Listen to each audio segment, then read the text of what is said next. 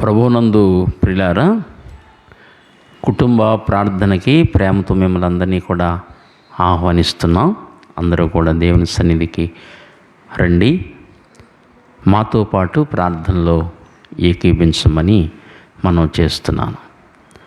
ఎందుకంటే ప్రస్తుత పరిస్థితులు చాలా గడ్డుగా ఉంటున్నాయి కనుక మనందరం కూడా దేవుని సన్నిధిలో ఉండి దేవుని పాదాలు మనం ఆశ్రయిస్తే దేవుడు మనకి సహాయకుడిగా ఉండి మనకు ఒక కోటగా ఆయన ఉంటారు కనుక మనందరం ఏకీభించి ప్రార్థన చేసుకుందాం.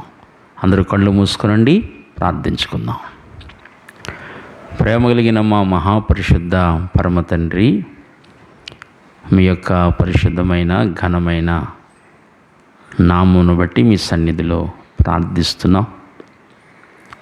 నీవు మా మంచి కాపరివి, మానవులంటే నీకు చాలా ఇష్టం, మానవులను ప్రేమించుచున్న దేవుడవు.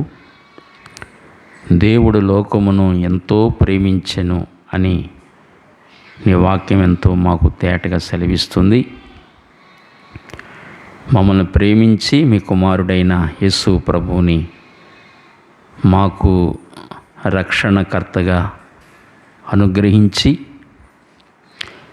మేము చేసిన పాపములకు శిక్ష మేమే అనుభవించాలి, కానీ మా శిక్ష యావత్తు కూడా మీ కుమారుని శరీరమందు విధించి పాపమునకొచ్చే జీతం మరణం అనగా మా ఆత్మ యుగయుగాలు మండే అగ్ని గంధకాలతో మండు గుండములోకి వెళ్ళాలి. అంటే నీ నుండి శాశ్వత ఎడబాటు నిత్య నరకాగ్ని గుండానికి మేము వెళ్ళిపోవాలి. అక్కడికి వెళ్లకుండా మమ్మల్ని నీ సాన్నిధ్యానికి చేర్చడానికి మీ కుమారుడైన యేసు ప్రభుని మాకిచ్చి మా మరణ శిక్ష ఆయన మీద విధించి మాకు శిక్ష లేకుండా చేసి నీ సన్నిధికి అనీతిమంతులమైన మమ్మల్ని నీతిమంతులుగా చేసి నీ వద్దకు చేర్చుటకు మీ కుమారుడైన యేసు ప్రభువుని మీరు మాకు అనుగ్రహించిన నీ ప్రేమ అంతటి కొరకు హృదయపూర్వకంగా సాగిలపడి నీకు కృతజ్ఞతాస్తుతులు చెల్లిస్తున్నాం. ఈ కార్యక్రమాన్ని చూస్తున్న ప్రతి ఒక్కరిని మీరు ఆశీర్వదించండి, మీరు దీవించండి. ఎవరు ఎటువంటి అక్కరలో, ఎవరు ఎటువంటి అవసరతలో ఉన్నారో వారి అవసరతల అక్కర్లన్నీ కూడా తీర్చండి. నాయన, సహవాసములో రోగులైన వారిని అందరినీ కూడా ముట్టి స్వస్థపరచండి. వృద్ధులకు మంచి ఆరోగ్యములు దయచేయండి. అనారోగ్యాలు ఉన్న వారిని స్వస్థపరిచి ఆరోగ్యాలు ఇవ్వండి. నాయన, గర్భిణీ స్త్రీలకు సుఖమైన ప్రసూతినివ్వండి. వివాహం కావలసిన బిడ్డలకు శీఘ్రమే త్వరితగతిలో వివాహములు జరిగించండి. ఇలా సంఘాల్లో ఉన్న ప్రతి అవసరతను తీర్చండి. తండ్రి, ఈ సమయంలో ప్రపంచవ్యాప్తంగా నెలకొని ఉన్న కరోనా వైరస్ నుండి మమ్మల్ని అందరినీ విడిపించండి. మానవాడిని విడిపించి సమాధానం దయచేయండి. నాకు ఇచ్చిన ఆత్మీయ బిడ్డలందరి చుట్టూ నీ బలమైన కంచి వేసి ఎవ్వరూ కూడా ఈ కరోనా వైరస్ బారిన పడకుండా చిన్నపిల్లలు మొదలుకొని వృద్ధుల వరకు స్త్రీ పురుషులందరినీ నాకు ఇచ్చిన ఆత్మీయ బిడ్డలందరినీ కాపాడమని కోరుకుంటూ నీ బలమైన హస్తాలకు అప్పగించుకుంటూ యేసు ప్రభు పుణ్యనామమున వేడి ప్రార్థిస్తున్నాము తండ్రి. ఆమేన్, ఆమేన్. పిల్లరా, అందరికీ వందనాలండి. మన పాటల పుస్తకాల్లోంచి ఒక 3 శరణాలు పాడుకుందాం. అంటే మన పాటల పుస్తకం కాదు, కానీ వేరే పుస్తకంలో ఉంది ఆ పాట. ఒక 3 శరణాలు పాడుకుని ప్రభుని స్తుతిందాం.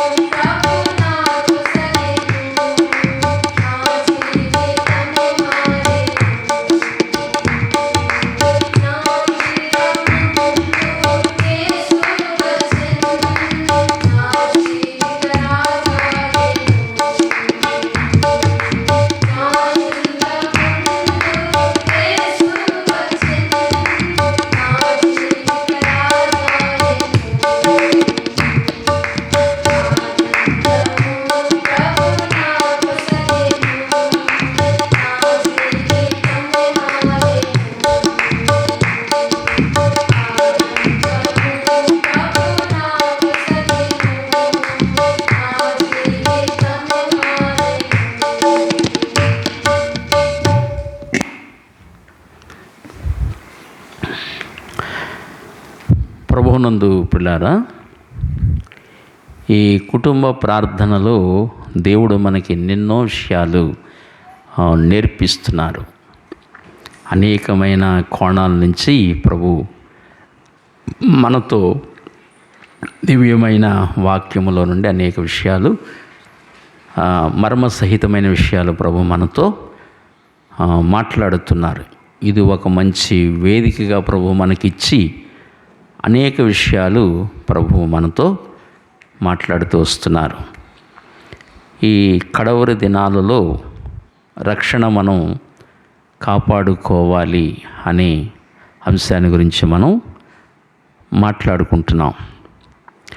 కనుక ఈ సమయంలో మనం ఎక్కువగా బిలామును గురించి, మనం కయ్యేను గురించి నేర్చుకున్నాం. బిలామును గురించి మనం ఈ సమయంలో మనం నేర్చుకుంటున్నాం. కనుక చూడండి, యోధా రాసిన పత్రిక 11వ వచనాన్ని మనం మూలవాక్యంగా జ్ఞాపం చేసుకుందాం. అయ్యో వారికి శ్రమ, వారు కయ్యేను నడిచిన మార్గమున నడిచిరి, బహుమానము పొందవలెనని బిలాము నడిచిన తప్పుత్రోవలో ఆతురముగా పరిగెత్తిరి. మనం బిలామును గురించి అనేక విషయాలు మనం అనేక కోణాల్లో మనం మాట్లాడుకుంటున్నాం.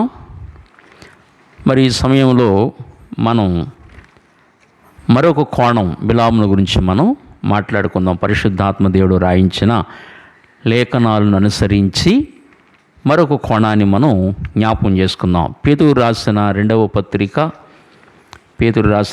పత్రిక 2వ అధ్యాయము 15వ వచనాన్ని చదువుకుందాం. 15-16 వచనాలు చదువుకుందాం. తిన్నని మార్గమును విడిచి బెయేరు కుమారుడైన బిలాము పోయిన మార్గమును బట్టి త్రోవ తప్పి పోయిరి. ఆ బిలాము దుర్నీతి వలన కలుగు బహుమానమును ప్రేమించెను. అయితే తాము చేసిన అతిక్రమము నిమిత్తము అతడు గద్దింపబడెను. ఇట్లనగా నోరు లేని గార్ధవము మానవ స్వరముతో మాట్లాడి ఆ ప్రవక్త యొక్క వెర్రితనమును అడ్డగించెను. సరే, ఆ ప్రవక్త యొక్క వెర్రితనమును అడ్డగించెను. 15వ వచనం మాట్లాడుతుంది, తిన్నని మార్గమును విడిచి. సరే, తిన్నని మార్గమును విడిచి బెయేరు కుమారుడైన బిలాము పోయిన మార్గమును బట్టి త్రోవ తప్పిపోయేది. సరే, బిలాము త్రోవ తప్పిపోయినట్లుగా మనకి లేఖనం సెలవిస్తుంది. అలాగూ కొందరు బిలామును బట్టి త్రోవ తప్పిపోయారు. అంటే నేటి దినాన అనేకులు బిలామును బట్టి త్రోవ తప్పిపోయిన వారిగా ఉన్నారు, బిలామును బట్టి అని కూడా మనకి హెచ్చరిక ఇస్తున్నాడు. అప్పుడు కూడా పాత నిబంధన ఇశ్రాయేలు ప్రజలు బిలాము యొక్క తప్పు త్రోవలో వారు నడిచారు. అందుచేత బిలాము పోయిన మార్గమును బట్టి త్రోవ తప్పిపోయిరి అని అప్పుడు అన్నాడు. ఆ బిలాము దుర్నీతి వలన కలుగు బహుమానమును ప్రేమించెను.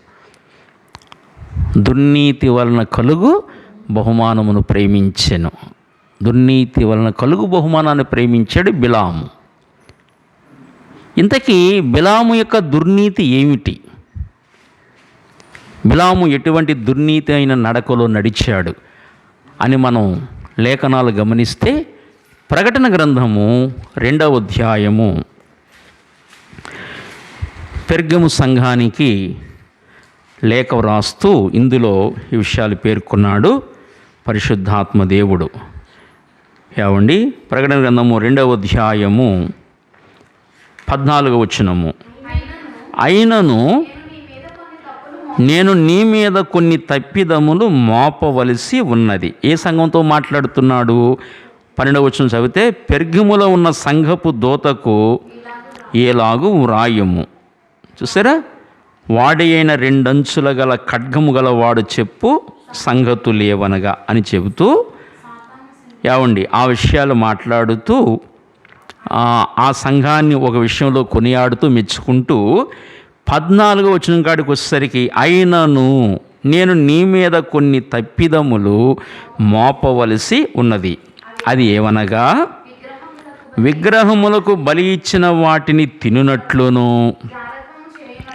జారత్వము చేయునట్లును, ఇశ్రాయేలీలకు ఉరియొడ్డుమని బాలాకునకు నేర్పిన బిలాము బోధను అనుసరించేవారు నీలో ఉన్నారు. అది అంటే బాలాకు రాజుకి ఒక బోధను నేర్పించాడంటే బిలాము. చూడండి, బాలాక్ అనే రాజుకి బిలాము ఒక బోధన నేర్పించాడు. ఆ బోధ ఏమిటంటే, ఇశ్రాయేలు ప్రజల మీదకి దేవుని కోపము, దేవుని శాపము దిగి రావాలంటే ఇశ్రాయేలీల చేత ఈ తప్పిదములు చేయిస్తే దేవుని కోపం దిగొస్తుంది, ఇశ్రాయేలు మీద దేవుని శాపం దిగొస్తుంది అని 2 విషయాలు చెప్పాడు. ఆ 2 విషయాలంటే, మొదటి విషయం ఏంటంటే, విగ్రహములకు బలి ఇచ్చిన వాటిని తినేటట్లుగా చేయటం.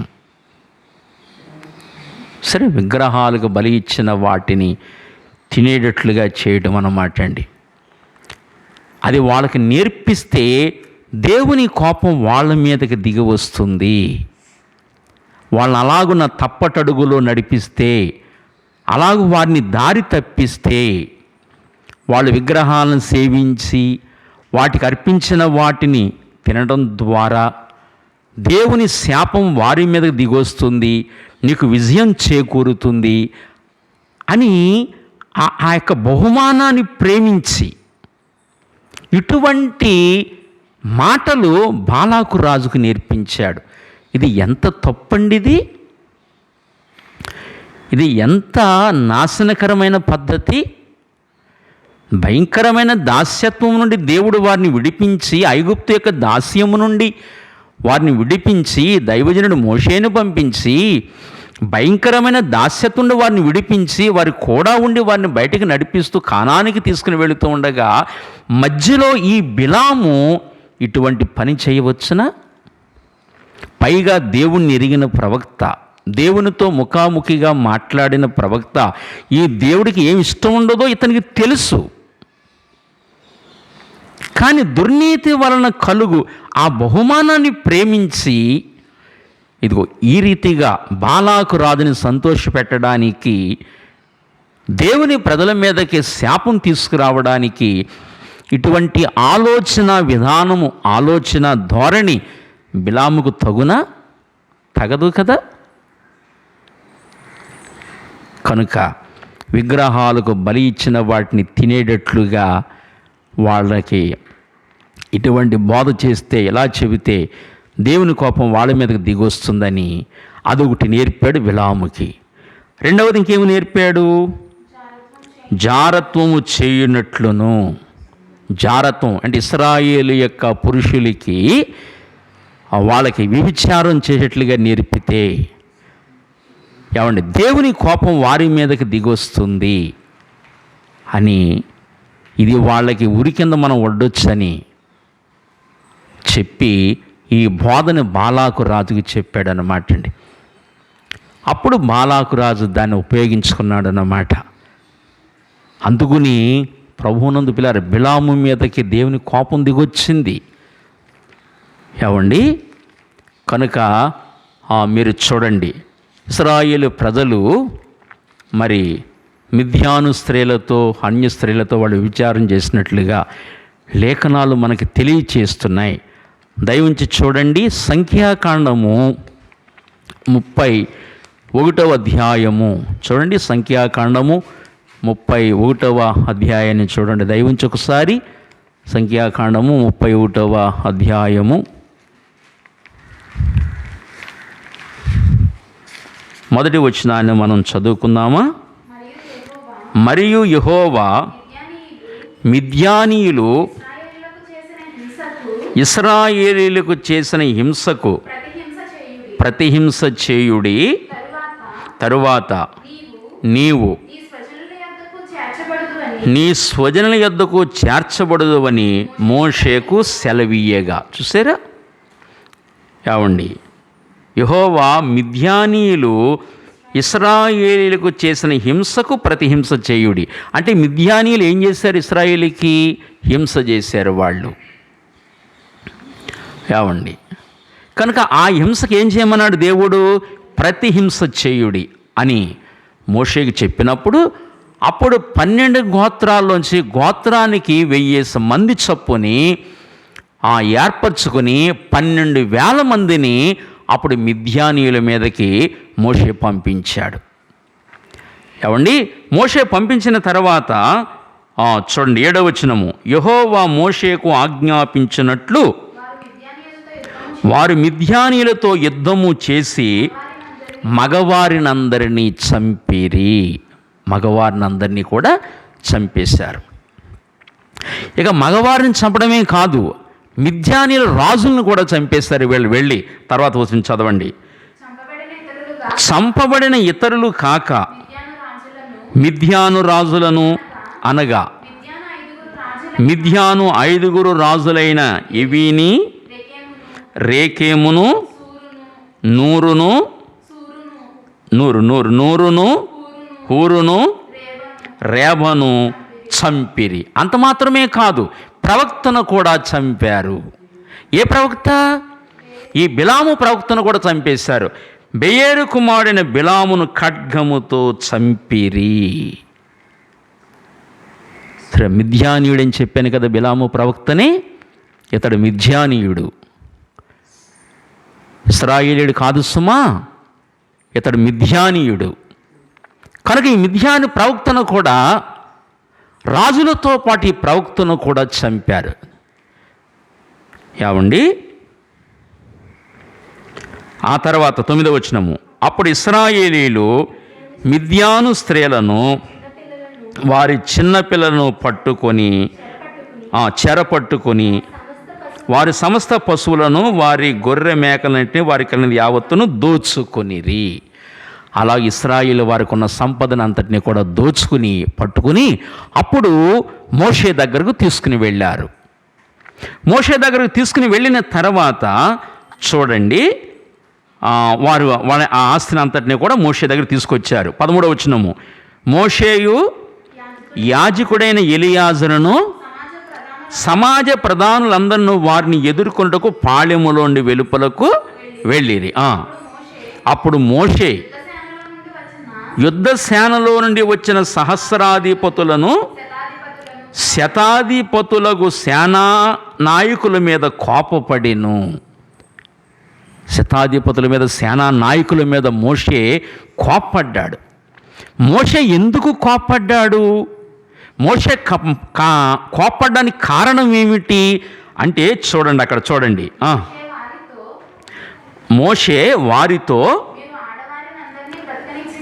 మీరు ఆడవారినందరినీ బ్రతకనిచ్చితిరా, ఇదిగో బిలాము మాటను బట్టి పెయోరు విషయములో ఇశ్రాయేలీయుల చేత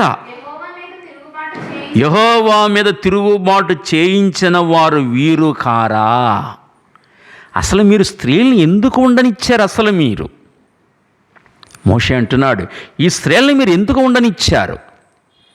సరే, పెయోరు విషయములో బిలాము మాటను బట్టి. ఏ మాట అండి?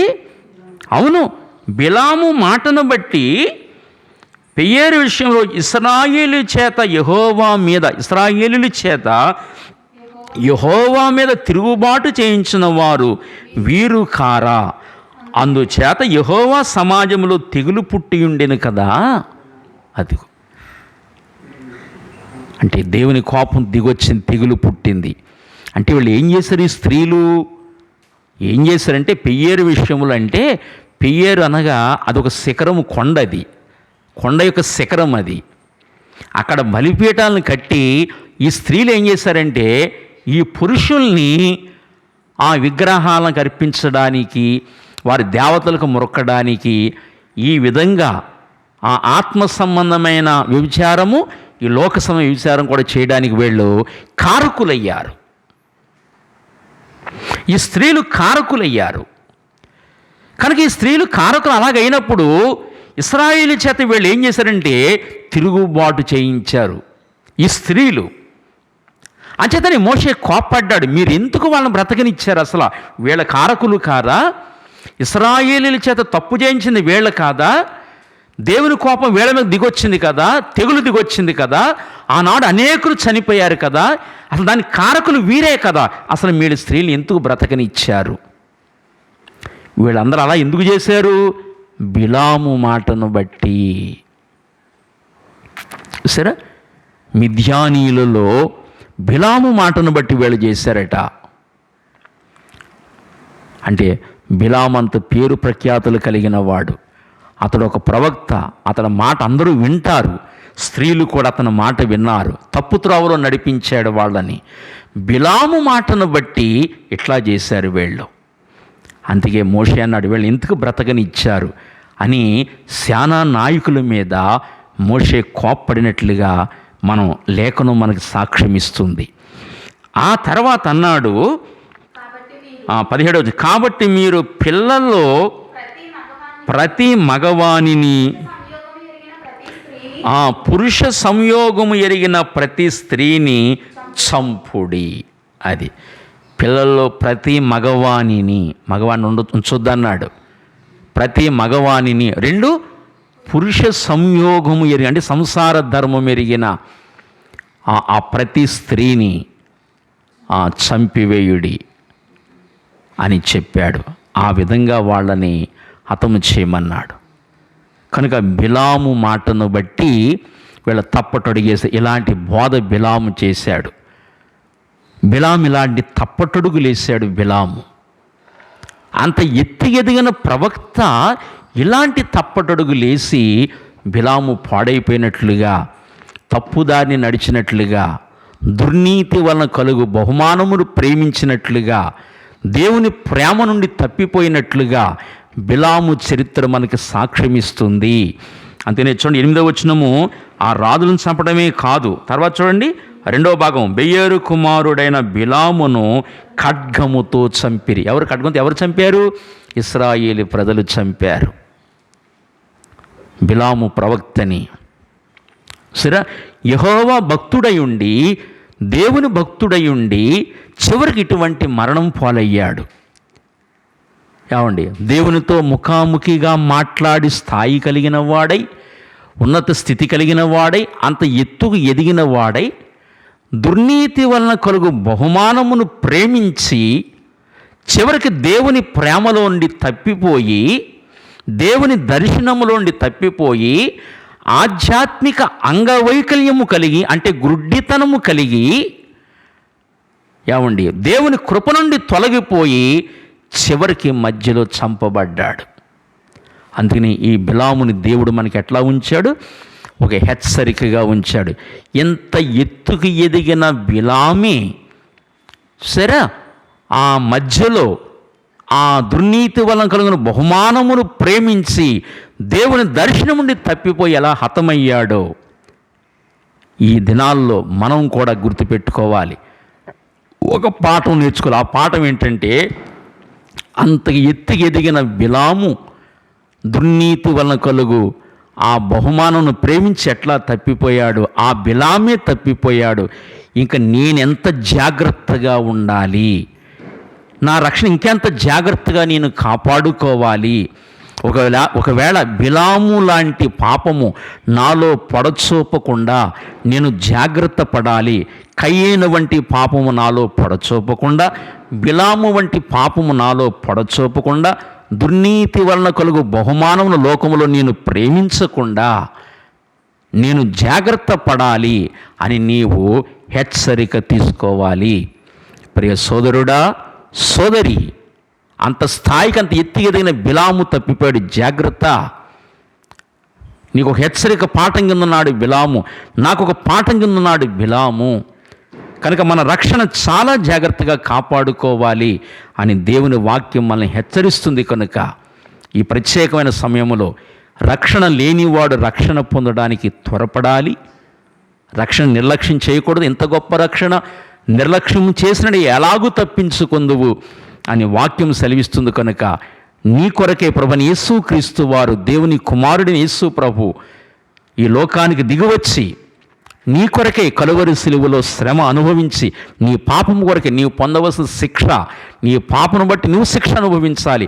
కానీ నీ శిక్ష నీ నిమిత్తమై నా నిమిత్తమై కలువరి సిలువలో శ్రమ అనుభవించి ఆయన మన కొరకు మరణించి సమాధి చేయబడి మృత్యుంజయుడిగా 3వ రోజు తిరిగి లేచాడు. కనుక ఇటు ప్రభువుని నీ రక్షకుడిగా అంగీకరించమని మనం చేస్తున్నాం. ఇంత గొప్ప రక్షణ నిర్లక్ష్యం చేస్తే నువ్వు తప్పించుకోలేవన్న వాస్తవాన్ని కూడా జ్ఞాపకం చేస్తున్నాను. రక్షణ లేనివాడు రక్షణ పొందాలి. రక్షణ పొందినవాడు తమకిచ్చిన రక్షణను ఎవరు నిర్లక్ష్యం చేయకూడదు. ఆ రక్షణ చాలా జాగ్రత్తగా కాపాడుకోవాలని దేవుని వాక్యం బిలాము ద్వారా, కయ్యేను ద్వారా మనం హెచ్చరించబడుతున్నాం. కనుక మన రక్షణ మనం కాపాడుకుంటూ కయ్యేను వంటి వారమై ఉండరాదు. బిలాము నడిచిన తప్పు త్రావులో మనం నడవకూడదు. దుర్నీతి వలన కలుగు బహుమానమును మనం ప్రేమించకూడదని హెచ్చరించబడుతున్నాం. కనుక జాగ్రత్తగా మనం మన రక్షణ కాపాడుకుంటూ ముందుకు సాగుదాం. అట్టి కృప పరిశుద్ధాత్మ దేవుడు మనందరికీ దయచేయునుగాక. ఆమేన్. ప్రార్థించుకుందాం. పాస్టర్ గారు ప్రార్థన చేస్తారు. మహాగణుడివైన మా తండ్రి, మహోన్నతుడైన మా ప్రభువా, మీ ఘనమైన శాశ్వతమైన నామాన్ని బట్టి మీకు వందనాలు, స్తోత్రాలు చెల్లించుకుంటున్నాం ప్రభువా. గడిచిన కాలం అంతయు నాయన మీ సజీవమైన రెక్కల నీళ్ళలో భద్రపరిచి నాయన ఈ దినాన్ని ప్రభువా మీ సన్నిధిలో నాయన కూర్చుండబెట్టి ప్రభువా మీ లేఖనముల ద్వారా మీరు మాట్లాడుతూ వస్తున్న విధానం కొరకే వందనాలు, స్తోత్రాలు తండ్రి. నాయన ప్రభువా, బిలాము ద్వారా మీరు మాట్లాడుతూ వస్తున్నారు నాయన. దుర్నీతి వలన కలుగు బహుమానము నాయన తండ్రి ప్రభువా అపేక్షించి నాయన తండ్రి ఇశ్రాయేలు ప్రజల్ని నాయన తప్పు త్రోవ పట్టించినట్లుగా ఆ యొక్క నాయన తండ్రి వ్యభిచార సంబంధమైన పాపం చేయటానికి తండ్రి ప్రభువా తనే కారకుడైనట్లుగా నాయన మేము చూస్తూ వస్తున్నాం ప్రభువా. నాయన అలాగే కయ్యేను నడిచిన త్రోవలో నాయన నడవకూడదని ప్రభువా మీరు మాట్లాడుతున్న విధానం కొరకే వందనాలు, స్తోత్రాలు తండ్రి. ప్రభువా అటువంటి నాయన తండ్రి ప్రభు పరిస్థితుల నుండి నాయన తండ్రి మీరు తప్పించండి ప్రభువా. నాయన మీరు ఇచ్చిన రక్షణ నాయన తండ్రి ప్రభువా మేము కాపాడుకోగలిగిన నాయన శక్తిని నాయన మీరు మాకు అనుగ్రహించండి ప్రభువా. ఎంత ఎత్తు ఎదిగినప్పటికీ నాయన మానవ హృదయం నాయన తండ్రి ప్రభువా నాయన చెడిపోతుందని నాయన అది కేవలం చెడ్డదని ప్రభువా నాయన మీ వాక్యం చదివిస్తుంది ప్రభువా. అటు భయంకరమైన పాపం నుండి నాయన శాపము నుండి తప్పించడానికి మీ కుమారుని ఈ లోకానికి పంపించి ప్రభువా ఆయన కార్చిన రక్తధారల్లో ప్రభువా జన్మకర్మ దోషములను మీరు కడిగి పవిత్రపరిచి తండ్రి నాయన నీ కుమారులుగా కుమార్తెలుగా అంగీకరించిన విధానం కొరకే మీకు వందనాలు, స్తోత్రాలు చెల్లించుకుంటూ అలాగే ఈ యొక్క కుటుంబ ప్రార్థన అంతటినీ కూడా నాయన మీరే దీవించి ఆస్వాదించి మీ కృపలో వర్ధలు చేయమని, అలాగే నాయన తండ్రి యేసుక్రీస్తు సంపూర్ణ సువార్త సంఘ బిడ్డలందరినీ కూడా మీరు జ్ఞాపకం చేసుకుని మీ కాపుదల భద్రతను అనుగ్రహించండి ప్రభు. ఈ యొక్క భయంకరమైన పరిస్థితుల నుండి నేను మీరే ప్రతి ఒక్క బిడ్డను కూడా నేను తప్పించి ప్రభు మీరే కాచి కాపాడవలసిందిగా కోరుకుంటూ మా ప్రభువును మా రక్షకుడు నేను యేసుక్రీస్తు వారి పరిశుద్ధ నామములో స్తుతించి ప్రార్థించి మీ సహాయం కొరకు వేడుకుంటున్నాము తండ్రి. ఆమేన్. మన తండ్రి అయిన దేవుని దీవెనయు పరిశుద్ధాత్మిక అన్యోన్య సహవాసము క్రీస్తు వారి యొక్క నిత్య కృప చేరువచ్చిన మనందరికీ నీ సకల పరిశుద్ధులకును సదాకాలము దేవుడు తోడై ఉండి నడిపించును గాక. Amen. Amen. God bless you. అందరికీ వందనాలు.